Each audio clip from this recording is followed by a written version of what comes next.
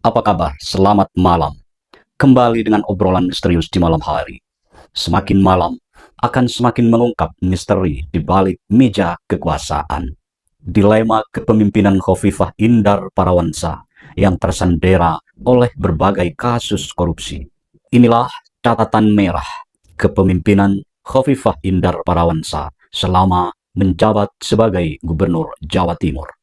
Yang pertama, kepemimpinan Khofifah Indar Parawansa tercederai oleh kasus korupsi dana hibah pokir DPRD Jawa Timur yang saat ini perlahan menghilang tanpa kabar. Lalu, bagaimana dengan nasib dana hibah gubernur atau dana hibah reguler yang terlepas dari jangkauan KPK?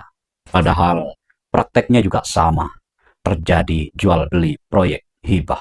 Yang kedua, banyak kasus dugaan korupsi di beberapa cabang Bank Jatim, dan yang terbaru sedang hangat-hangatnya dengan kerugian uang negara mencapai 569 miliar di Bank Jatim cabang Jakarta.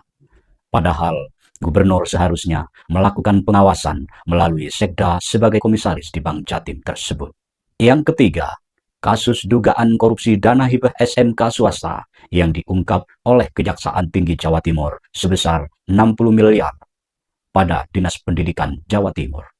Tetapi gubernur berdalih itu kasus 2017, Rek.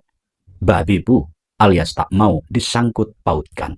Yang keempat, berdasarkan temuan dokumen pelaksanaan anggaran, Masjid Al-Akbar Nasional Surabaya menerima hibah secara beruntun sejak tahun 2019 hingga 2022 mencapai 47 miliar lebih.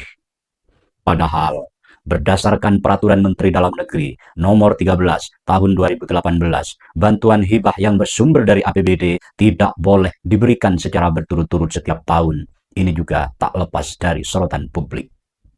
Lalu, bagaimana para aparat penegak hukum melihat kasus ini? Yang kelima, berdasarkan LHP atas SKPD pemeriksaan berkala setiap tahun, ribuan penerima hibah tidak menyampaikan laporan pertanggungjawaban hibah kepada pemerintah Provinsi Jawa Timur. Yang keenam, berdasarkan LHP atas SKPD pemeriksaan berkala setiap tahun, terdapat temuan BPK Perwakilan Jawa Timur, mulai dari kelebihan bayar, kekurangan volume pekerjaan, dan lain sebagainya. Ini artinya fungsi pengawasan internal oleh inspektorat tidak berjalan dengan baik. Yang ketujuh, berdasarkan LHP atas PDTT pemeriksaan dengan tujuan tertentu, terdapat temuan lembaga yang menerima hibah secara berturut-turut selama beberapa tahun. Ini termasuk bantuan hibah yang diterima oleh Masjid Al-Akbar Surabaya. Yang kedelapan, berdasarkan LHP atas PDTT pemeriksaan dengan tujuan tertentu, terdapat temuan lembaga yang menerima hibah lebih dari satu kali dalam tahun yang sama dari SKPD yang berbeda. Betapa amburadulnya pemerintah Provinsi Jawa Timur di bawah kepemimpinan Khofifah Indar Parawansa. Sebagai informasi tambahan, yang kesembilan, terdapat dua perda yang terkesan kejar tayang jelang lengsernya Khofifah Indar Parawansa pada bulan Desember 2023. Adapun perda yang dimaksud adalah sebagai berikut. Pertama, Peraturan Daerah Provinsi Jawa Timur Nomor 8 Tahun 2023 tentang pajak daerah dan retribusi daerah. Kedua, Peraturan Daerah Provinsi Jawa Timur Nomor 10 Tahun 2023 tentang Rencana Tata Ruang Wilayah Provinsi Jawa Timur tahun 2023-2043. Yang ke-10, pada Perda RT RW Provinsi Jawa Timur tahun 2023-2043 terkesan ada beberapa pasal pesanan, yaitu pasal 79 ayat 4, pasal 33 ayat 4, dan pasal 100 ayat 1 huruf A butir ke-9. Pasal-pasal tersebut menetapkan perairan atau Laut Jawa Timur menjadi lokasi pembuangan limbah atau dumping area.